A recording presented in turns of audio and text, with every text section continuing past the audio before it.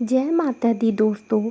नवरात्रि का पर्व शक्ति उपासना का महापर्व है।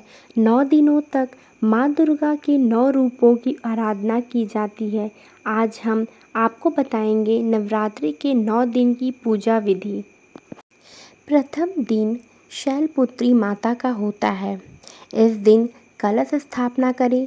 माँ शैलपुत्री की पूजा में शुद्ध घी अर्पित करें। इससे जीवन में स्वास्थ्य और दीर्घ आयु की प्राप्ति होती है। दूसरा दिन माता ब्रह्मचारिणी का होता है। माँ को शक्कर और मिश्री अर्पित करें। इससे साधना में स्थिरता और सफलता मिलती है। तीसरा दिन चंद्रघंटा माता का होता है। पूजा में दूध या दूध से बनी मिठाइयाँ चढ़ाएं। इससे भय और संकट दूर होते हैं। चौथा दिन माँ कुष्मांडा का होता है। माँ कुष्मांडा को मालपुआ या हलवा का भोग लगाएं। इससे बुद्धि और ज्ञान की वृद्धि होती है। पांचवा दिन स्कंद माता का होता है। इस दिन माता को केले का प्रसाद चढ़ाएं, जिससे संतान सुख और परिवार की समृद्धि मिलती है। छठा दिन माता कात्यायनी का होता है। माता को शहद का भोग लगाएं, जिससे आपके विवाह और दाम्पत्य जीवन में सुख शांति आएगी। सातवां दिन माता कालरात्रि का होता है। माता को गुड़ का भोग चढ़ाएं, जिससे नकारात्मक शक्तियाँ और भय दूर होते हैं। आठवां दिन महागौरी का होता है।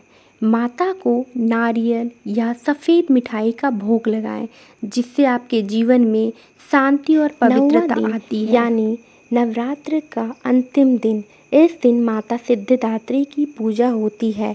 माता को तिल या अन्य अनाज का भोग लगाएं, जिससे सभी सिद्धियों और पूर्णता की प्राप्ति होती है।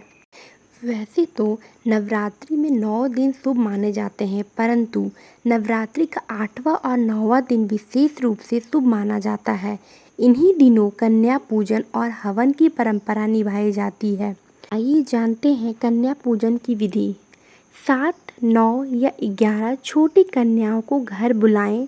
उन्हें स्वस्थ स्थान पर आसन पर बैठाएं। सबसे पहले उनके पाँव धोकर उनका सम्मान करें। फिर रोली, अक्षत और फूल अर्पित कर पूजा करें। कन्याओं को हलवा, पूड़ी, चना और नारियल का प्रसाद खिलाएं। अंत में उन्हें दक्षिणा या उपहार दे सकते हैं। मान्यता है कि छोटी कन्याओं में स्वयं माँ दुर्गा का वास होता है। कन्या पूजन करने से माता दुर्गा प्रसन्न होती हैं और भक्त की सभी मनोकामनाएं पूरी करती हैं।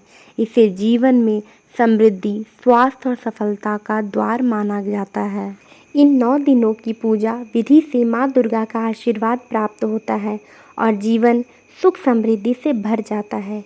आप भी इस नवरात्रि में नियम पूर्वक पूजा करके अपने घर में सकारात्मक ऊर्जा और माँ की कृपा बनाए रखें। माँ अपने भक्तों के जीवन से दुख, भय और संकट दूर करके सुख, शांति और समृद्धि प्रदान करती है। आइए नवरात्रि के इस पावन पर्व पर हम सब मिलकर माँ के चरणों में नतमस्तक हों और कहें जय माता दी। और अगर यह वीडियो आपको अच्छी लगी हो तो लाइक एंड सब्सक्राइब करना ना भूलना और कमेंट में प्लीज़ जय माता दी लिख देना।